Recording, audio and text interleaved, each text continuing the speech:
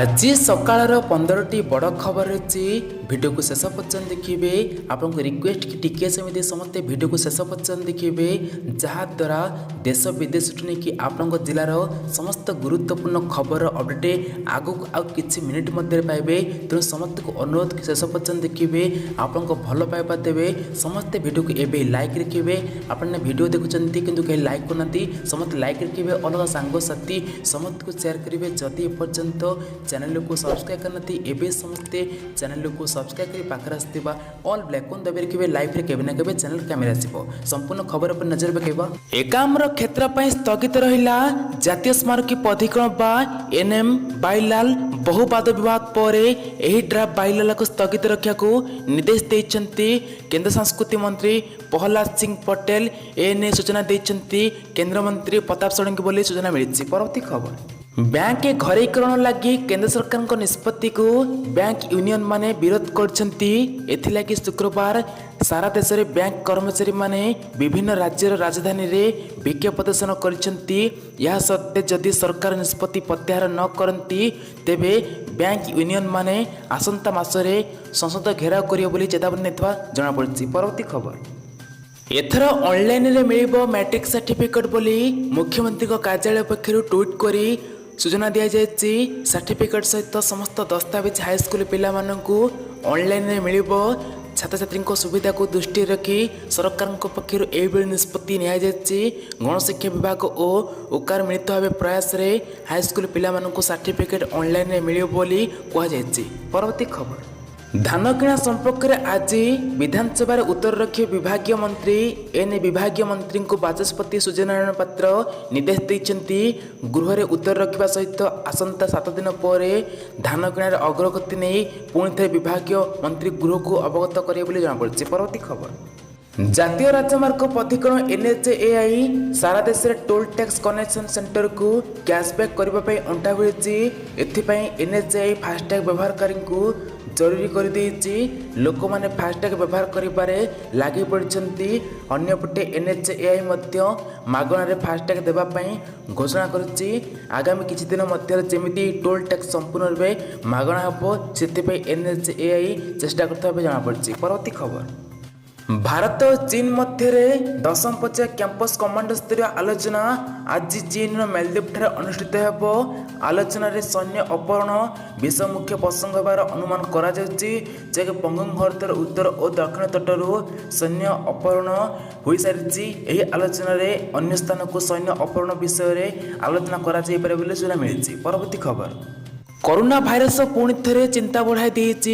Vaccine मिलवा पर corona प्रति लोकंकर भय कमी था बेले पुणी थे संक्रमण वृद्धि पाई। महाराष्ट्र सरकार को निद हजाई देलानी कोरोना भूताणु। राज्य में लगातार संक्रमण संख्या वृद्धि पाइबार लगी। एवं जहां नहीं संक्रमण को नजर रखी वर्धा जिले में शनिवार राति 8 रु सोमवार सकाल 8टा पर्यंत कंफ घोषणा कर महाराष्ट्र सरकार बोली जଣା पड़छि। परवर्ती खबर गंजाम जिला बुगुड़ा ब्लॉक उद्यान विभाग जंत्री उमाचरण बेहेरा शुक्रवार विजिलेंस हाथ धरा पड़ती। से लांच नथिया बेले विजिलेंस विभाग तांकु गिरफ्त करछि। कुरुचिली ग्रामर चाषी पूर्णचंद्र पात्र जे कि 26,000 टंका लांच नथिया बेले विजिलेंस विभाग डीएसपी अरुण नायक तांकु गिरफ्त करछन्ति। समस्त लांच टंका जबत होइछि जहाँकि चाषींकर सब्सिडी कराइदेबा लांच नथिले धरा पड़छन्ति। परवर्ती खबर उभय इंधन और अर्थर संचय लक्ष्य समस्त सरकारी कर्मचारी वैद्युतिक यानर व्यवहार बाध्यतामुक्त करने उचित बोली केंद्र परिवहन मंत्री नितिन गडकरी परामर्श देइछन्ति। एथिसहित से तांकर विभाग अधिकारी वैद्युतिक यान व्यवहार करने बाध्यतामुक्त बोली शक्ति मंत्री आरके सिंह अनुरोध करछन्ति। सरकारी मंत्रालय एवं विभाग समस्त अधिकारी वैद्युतिक यान व्यवहार बाध्यतामुक्त करने सहित परिवार को इंधन गैस किणवा सहायक सब्सिडी देवा परिवर्ते वैद्युतिक इंधन उपकरण किणवाई सरकार सब्सिडी देवा उचित बोली मध्य से मत देइछन्ति। परवर्ती खबर कोरोना संकट रे व्यापार वाणिज्य सबुठी ठप हो जाइछि। बहुत आर्थिक संकट रे लोके समय बिताई हेले एही 1 वर्ष धरी असुविधा रही ଚାକିରିଆଙ୍କ ପାଇଁ ଖୁସି ଖବର। ଏକ ସର୍ଭେ ମୁତାବକ ଚଳିତ ବର୍ଷ 92% କମ୍ପାନୀ ନିଜର କର୍ମଚାରୀଙ୍କ ବେତନ ବୃଦ୍ଧି କରିବାକୁ ପ୍ରସ୍ତୁତି ଆରମ୍ଭ କରିଛନ୍ତି। ଟେଲିଅଟ୍ ଦ୍ୱାରା କରାଯାଇଥିବା ଏହି ସର୍ବେକ୍ଷଣରେ ସାମିଲ ହୋଇଥିବା କମ୍ପାନୀଗୁଡ଼ିକ ମଧ୍ୟରୁ 92% ବେତନ ବଢ଼ାଇବାକୁ କହିଛନ୍ତି। ଗତ ବର୍ଷ କେବଳ ଯେକି 60% ଏମିତି ହୋଇଥିଲା, ଯେକି ଏହି ବର୍ଷ 92% କମ୍ପାନୀ ଏବେ ଦରମା ବୃଦ୍ଧି କରିବାକୁ ଯାଉଥିବା ସୂଚନା ମିଳିଛି। ପରବର୍ତ୍ତୀ ଖବର, ଧାନ କିଣାରେ ଅନିୟମିତତା ଅଭିଯୋଗରେ ପଲାଇ ଫ୍ୟାକ୍ଚର ସେଲ୍ସମ୍ୟାନ୍ ତଥା କାର୍ଯ୍ୟକାରୀ ସମ୍ପାଦକ ଓ କାସିୟର ନିଲମ୍ବିତ ହୋଇଛନ୍ତି।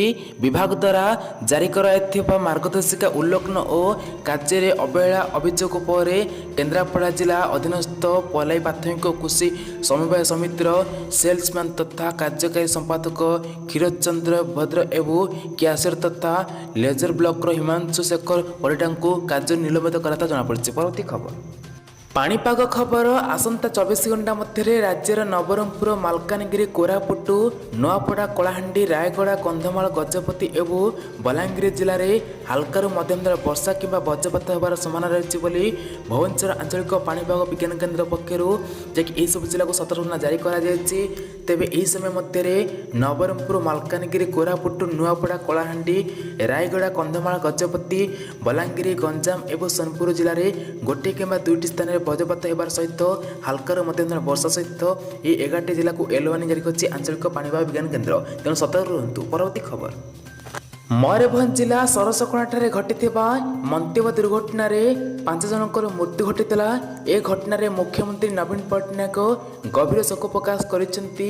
ସେମାନଙ୍କ ମଧ୍ୟରୁ 4 ଜଣ ଓଡ଼ିଶାର ଅଧିବାସୀ ଏବଂ ଆଉ ଜଣେ ହେଉଛନ୍ତି ଝାଡ଼ଖଣ୍ଡର ଅଧିବାସୀ।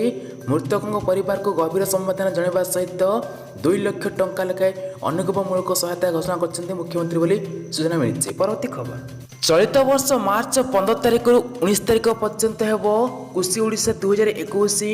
କୃଷି ଓ କୃଷକ ସଶକ୍ତିକରଣ ବିଭାଗ ଓ ଫିକ୍ ସହଯୋଗରେ 5 ଦିନ ଧରି ଏହି କାର୍ଯ୍ୟକ୍ରମ ବରମୁଣ୍ଡାର ବିଜୁ ପଟ୍ଟନାୟକ ଖେଳ ପଡ଼ିଆରେ ଆୟୋଜିତ ହେବାକୁ ଯାଉଛି। ଏହାକୁ ନେଇ କାଲି କୃଷି ଭବନରେ ଏକ ପ୍ରସ୍ତୁତି ବୈଠକ ଶେଷ ହୋଇଛି। ଚଳିତ ବର୍ଷ କୃଷି ଓଡ଼ିଶାର ବିଷୟବସ୍ତୁ ହେବ ସମ୍ମାନିତ ଚାଷୀ ଏବଂ ଚାଷୀଙ୍କ ବିକାଶ ରଖାଯାଇଛି।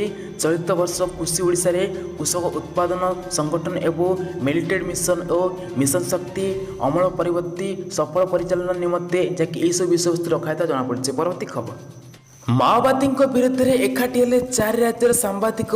ଛତିଶଗଡ଼ ବିସ୍ତାର ଜିଲ୍ଲାର ଜଗଦଲପୁରଠାରେ ପ୍ରାୟ 200ରୁ ଅଧିକ ସାମ୍ବାଦିକ ଏକାଠି ହୋଇ ମାଓବାଦୀଙ୍କ ଗଣମାଧ୍ୟମ ପ୍ରତିନିଧିଙ୍କୁ ଧମକଚମକ ଘଟଣାକୁ ବିରୋଧ କରିଛନ୍ତି। ସାମ୍ବାଦିକମାନେ କିଛି ଦିନ ତଳେ ମାଲକାନଗିରି ସୀମାନ୍ତ ସୁକମ ଏବଂ ବିଜାପୁର ଜିଲ୍ଲାର 2 ସାମ୍ବାଦିକଙ୍କୁ ବିଭିନ୍ନ ଅଭିଯୋଗ ନେଇ ହତ୍ୟା ଧମକ ଦେଇଥିଲେ ମାଓବାଦୀ। ଏହାର ପ୍ରତିବାଦରେ ଛତିଶଗଡ଼, ଓଡ଼ିଶା, ଆନ୍ଧ୍ର ଓ ତେଲେଙ୍ଗାନାର ମାଓ ଅଞ୍ଚଳ ଯେ କାର୍ଯ୍ୟରତ ସାମ୍ବାଦିକ ତୀବ୍ର ପ୍ରତିକ୍ରିୟା ପ୍ରକାଶ କରିଛନ୍ତି।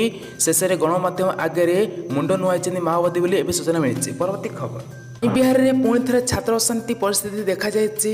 ଉତ୍ତେଜନା ଛାତ୍ରଛାତ୍ରୀମାନେ ବିଶ୍ୱବିଦ୍ୟାଳୟ ପରିସରରେ ଥିବା ପିଜି କାଉନସିଲ କାର୍ଯ୍ୟାଳୟରେ ତାଲା ପକାଇ ଦେଇଛନ୍ତି। ଛାତ୍ରଛାତ୍ରୀମାନଙ୍କୁ ଆବଶ୍ୟକତା ସୁବିଧା ନ ମିଳୁଥିବାରୁ ସେମାନେ ବାଧ୍ୟ ହୋଇ ଶେଷରେ ଆନ୍ଦୋଳନ କରିଛନ୍ତି। ଏଥିସହିତ ସେମାନେ ଚେତାବନୀ ଦେଇଛନ୍ତି ଯେ ସମସ୍ୟାର ସମାଧାନ ନ ହେବା ପର୍ଯ୍ୟନ୍ତ ଆନ୍ଦୋଳନ ଜାରି ରହିବ ବୋଲି ଚେତାବନୀ ଦେଇଛନ୍ତି। ପରବର୍ତ୍ତୀ ଖବର, ଗୋଳମାଳିଆ ଜିଏସ୍ଟି ବ୍ୟବସ୍ଥା ଓ ଜିଏସ୍ଟି ଅଧିକାରୀଙ୍କ ଏକଚୋଟିଆ ମନୋଭାବକୁ ବିରୋଧ କରି ସର୍ବଭାରତୀୟ ବ୍ୟବସାୟୀ ମହାସଂଘ ବା ସିଏଟି ଚଳିତ ମାସ 26 ତାରିଖରେ ଭାରତ ବନ୍ଦ ଡାକରା ଦେଇଛି। ସିଏଟି ସୂଚନା ଦେଇଛି କି ଏହି ଭାରତ ବନ୍ଦକୁ ଦେଶର 40,000ରୁ ଅଧିକ ବ୍ୟବସାୟିକ ସଂସ୍ଥା ସମର୍ଥନ ଜଣାଇଛନ୍ତି। ଅନ୍ୟପଟେ ଏହି ବନ୍ଦ ବେଳେ ବ୍ୟବସାୟିକ ପ୍ରତିଷ୍ଠାନ ବନ୍ଦ ରହିବ କିନ୍ତୁ ଅତ୍ୟାବଶ୍ୟକ ସେବା ଚାଲୁ ରହିବ। ଏହା ସହିତ ଏହି ବନ୍ଦରେ ସାମିଲ ହେବାକୁ ଥିବା ଅନଲାଇନ୍ ବିକ୍ରେତା ଏବଂ ଅର୍ଥନୈତିକ ସହିତ ଜଡ଼ିତ ସମସ୍ତ ସଂଗଠନକୁ ଆହ୍ୱାନ ଦେଇଥିବା ପ୍ରଣବ କହିଛନ୍ତି। ପରବର୍ତ୍ତୀ ଖବର, କୋଟିଆ କଳିକୁ ନେଇ ଦେଶର ସର୍ବୋଚ୍ଚ ନ୍ୟାୟାଳୟ ସୁପ୍ରିମକୋର୍ଟଙ୍କ ଉପରେ ନଜର ରହିଥିଲା। ଓଡ଼ିଶା ପକ୍ଷରୁ ହୋଇଥିବା ଅଦାଲତ ଅବମାନନା ସମ୍ପର୍କିତ ରିପୋର୍ଟ ପିଟିସନର କାଲି ଶୁଣାଣି ହୋଇଛି। ଆବେଦନର ଶୁଣାଣି କରି ସୁପ୍ରିମକୋର୍ଟ ଓଡ଼ିଶାକୁ 4 ସପ୍ତାହ ମହଲତ ଦେଇଛି।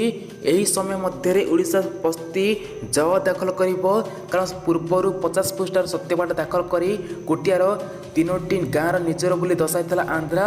ପଡ଼ୋଶୀର ଏହିଭଳି ଅଭିଯୋଗକୁ ଯାହାକି କୋର୍ଟରେ କାଉଣ୍ଟର କରିଛି ଓଡ଼ିଶା, ଯାହାକି 2011 ଜନଗଣନା ରିପୋର୍ଟ ଏବଂ 2014 ଓ 2019 ନିର୍ବାଚନ ସମ୍ପର୍କିତ ତଥ୍ୟ ଉପସ୍ଥାପନ କରି ଆନ୍ଧ୍ରାର ଦାବିକୁ ଖଣ୍ଡନ କରାଯାଇଛି।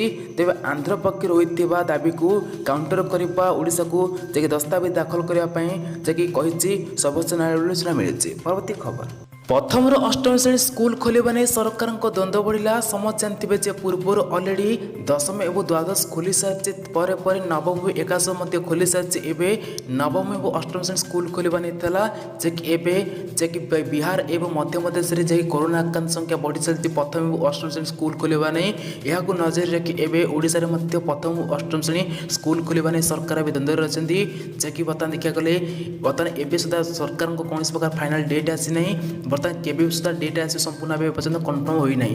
ଏହାକୁ ନେଇ ଏବେ ଦ୍ୱନ୍ଦ୍ୱରେ ଅଛନ୍ତି ସରକାର କେବେ ଖୋଲିବ ସ୍କୁଲ, ଏପର୍ଯ୍ୟନ୍ତ କୌଣସି ପ୍ରକାର ଫାଇନାଲ ଡେଟ୍ ଆସିନାହିଁ।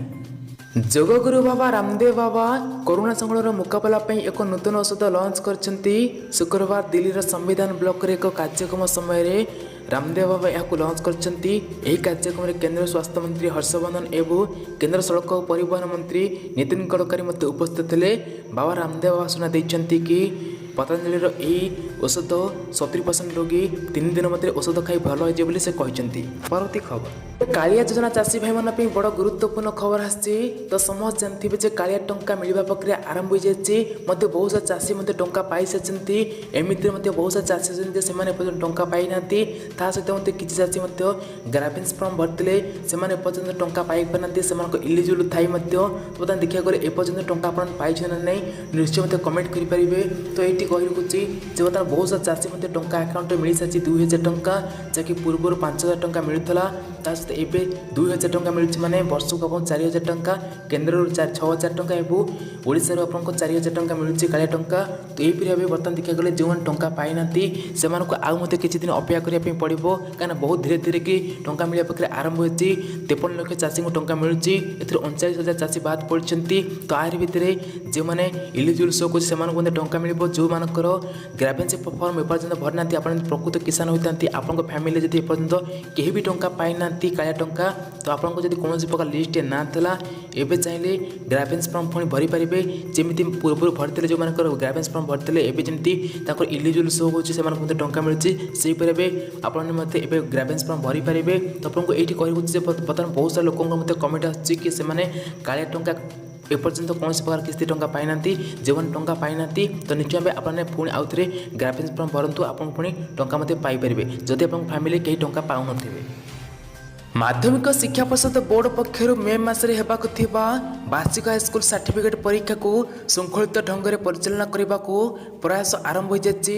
ପରୀକ୍ଷା କେନ୍ଦ୍ର ଓ ପ୍ରଶ୍ନପତ୍ର ଗଚ୍ଛିତ ରଖିବାକୁ ନୋଡାଲ କେନ୍ଦ୍ର ମନୋନୟନ ପାଇଁ ପ୍ରକ୍ରିୟା ଆରମ୍ଭ ହୋଇଯାଇଛି।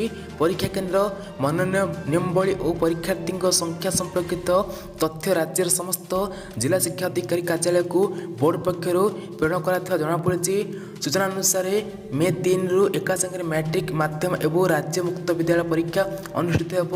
6 ଲକ୍ଷରୁ ଉର୍ଦ୍ଧ୍ୱ ପରୀକ୍ଷାର୍ଥୀଙ୍କ ନିମନ୍ତେ ପ୍ରାୟ 3300ରୁ ଉର୍ଦ୍ଧ୍ୱ ପରୀକ୍ଷା କେନ୍ଦ୍ର କରିବାକୁ ବୋର୍ଡ ପକ୍ଷରୁ ନିଷ୍ପତ୍ତି ଅଛି। ତେବେ ଗତ ବର୍ଷଠାରୁ ଚଳିତ ବର୍ଷ 20% ଅଧିକ କେନ୍ଦ୍ର କରିବାକୁ ବୋର୍ଡ ପକ୍ଷରୁ ଲକ୍ଷ୍ୟ ରଖାଯାଇଛି। ପ୍ରତି ପରୀକ୍ଷା କେନ୍ଦ୍ର ଚିହ୍ନଟ ପାଇଁ ବୋର୍ଡ କର୍ତ୍ତୃପକ୍ଷ ଏକ ଜିଲ୍ଲାସ୍ତରୀୟ କମିଟି ଗଠନ କରିବେ। ଏହି କମିଟି ପରୀକ୍ଷା କେନ୍ଦ୍ର ମନୋନୟନ କରିବ ଏବଂ ମାଧ୍ୟମ ପରୀକ୍ଷା କେବଳ ନୋଡାଲ କେନ୍ଦ୍ରରେ କରାଯିବ। ନୋଡାଲ କେନ୍ଦ୍ରଗୁଡ଼ିକରେ ପ୍ରଶ୍ନପତ୍ର ଗଚ୍ଛିତ ରଖାଯିବ। ନୋଡାଲ କେନ୍ଦ୍ରରେ ସର୍ବାଧିକ 150 ଓ ସର୍ବାଧିକ ଯେତେ ଅଧିକ ଛାତ୍ରଛାତ୍ରୀ ପରୀକ୍ଷା ଦେବେ ବ୍ୟବସ୍ଥା କରାଯିବାକୁ ନିର୍ଦ୍ଦେଶ ରହିଛି। ପରବର୍ତ୍ତୀ ଖବର, ସୁରକ୍ଷାକୁ ଦୃଷ୍ଟିରେ ରଖି ଅଷ୍ଟ୍ରେଲିଆରେ ଫେସବୁକ୍ ପକ୍ଷରୁ କେତେକ ନ୍ୟୁଜ୍ ୱେବସାଇଟ୍ ସହିତ ଅନେକ ପେଜ୍କୁ ମଧ୍ୟ ବ୍ୟାନ୍ କରାଯାଇଛି। ଏହାଦ୍ୱାରା ଜରୁରୀକାଳୀନ ସେବା ପ୍ରଭାବିତ ହୋଇଛି। କରୋନା ସଂକ୍ରମଣ ସମ୍ପର୍କରେ ୟୁଜର୍ସକୁ ଅବଗତ କରାଉଥିବା ପେଜ୍ ମଧ୍ୟ ଅକାମୀ ହୋଇଯାଇଛି। କେତେକ ସରକାରୀ ପେଜ୍ ଏବଂ ୱେବସାଇଟ୍ ଉପରେ ମଧ୍ୟ ଫେସବୁକ୍ ପକ୍ଷରୁ ପ୍ରତିବନ୍ଧକ ଲଗାଇଥିବାରୁ ସାଧାରଣ ଲୋକ ନାହିଁ ନଥିବା ଅସୁବିଧାର ସମ୍ମୁଖୀନ ହେବାକୁ ପଡ଼ୁଥିବା ସୂଚନା ମିଳିଛି। ପରବର୍ତ୍ତୀ ଖବର, ଏବେ ରାସନ କାର୍ଡ଼ ଥିବା ଲୋକମାନଙ୍କୁ ମିଳିବ ମାଗଣା ଗ୍ୟାସ୍। ତା ସହିତ ଯେଉଁମାନଙ୍କ ପାଖେ ଏପର୍ଯ୍ୟନ୍ତ ରାସନ କାର୍ଡ଼ ନାହିଁ ରାସନ କାର୍ଡ଼ ମଧ୍ୟ ଆପ୍ଲାଏ କରିପାରିବେ। ତ ରାସନ କାର୍ଡ଼ ଯଦି ନାହିଁ ଆପଣ ମଧ୍ୟ କାଳିଆ ଟଙ୍କା ପାଇପାରିବେ ନାହିଁ। କାଳିଆ ଟଙ୍କା ପାଇବା ପାଇଁ ହେଲେ ଆପଣଙ୍କୁ ଗ୍ରାଭେନ୍ସ ଫର୍ମରେ ଆପଣଙ୍କୁ ରାସନ କାର୍ଡ଼ ମଧ୍ୟ ଆପ୍ଲାଏ କରିବା ପାଇଁ ପଡ଼ିଥାଏ, ଆପଣଙ୍କୁ ଡକ୍ୟୁମେଣ୍ଟ ମଧ୍ୟ ଦେବା ପାଇଁ ପଡ଼ିଥାଏ। ତ ଏଇଠି କହିବାକୁ ବହୁତ ସାରା ଲୋକଙ୍କର ମଧ୍ୟ ପୂର୍ବରୁ କମେଣ୍ଟ ଆସିଥାଏ କି ରାସନ କାର୍ଡ଼ ନାହିଁ। ଯେଉଁମାନଙ୍କ ପାଖେ ରାସନ କାର୍ଡ଼ ନାହିଁ ଏବେ ଚାହିଁଲେ ରାସନ କାର୍ଡ଼ ଆପ୍ଲାଏ କରିପାରିବେ। ରାସନ କାର୍ଡ଼ 3ଟି ପଦ୍ଧତିରେ ଆପ୍ଲାଏ କରାଯାଉଛି। ଆପଣଙ୍କ ଯେଉଁ ପଦ୍ଧତି ଆପଣଙ୍କୁ ଦରକାର ଆପଣଙ୍କ जनसेवा केन्द्र जाकि आपको आप्लाय करेंगे से आपको डॉक्यूमेंट जहाँ भी लागू से आपको देवाई पड़ो। एवं राशन कार्ड पे आप्लाय करने चाहते राशन कार्ड आप्लाय कलापर आपको 2 ରୁ 3 मास मध्य आपंकर केवल ऑनलाइन लिस्ट आड हो आपको राशन कार्ड आपको ब्लॉक स्तर में राशन कार्ड जो बहीटी आपको राशन कार्ड बहीटी आपको ब्लॉक स्तर मिल जाव। तो यहीपरि भाव जो मैंने राशन कार्ड अच्छी आप घरे जब एपर्यंत गैस कनेक्शन ना आप चाहिए महिला मान निकटस्थ जो गैस वितरण कर जगह आपने गैस नुआ जी कहीं एपर्यंत गैस कनेक्शन पाई ना आप चाहिए एवं गैस कनेक्शन नहीं पारे मागणार 1600 टंकार। सुना दर गत किछि दिन धरी ह्रास पाइबार लगी। एवं 10 ग्राम सुना प्राय 10,000 टंका ह्रास पाई। दिल्लीर अलंकार बजार में सुना किछि दिन मध्य प्राय 10,000 टंका ह्रास पाई जैक एवं सराब बा अलंकार बजार में प्रति 10 ग्राम शुद्ध सुनार मूल्य 46,102 टंका थिबा बेले जैकि कोरोना संकट बा लॉकडाउन समय जैकि अगस्ट मसरे थिला जैकि 56,200 टंका थिला एबे 10,000 टंका कमी गलानी एबे 46,102 टंका अछि। सेहीपरि रूपा मध्य सेही समय रे जे 77,840 टंका थिला एबे मध्य कम हो जायछि 1,274 टंका कम हो जायछि। परवर्ती खबर कोरोना परी विश्व महामारी समय रे पड़ोसी देश मानक मध्य सहयोग रहिबा जरूरी।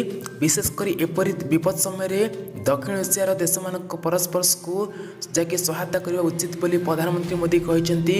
कोविड-19 महामारी परिचालन संपर्क में आयोजित एक सम्मेलन में मोदी एभली कहते।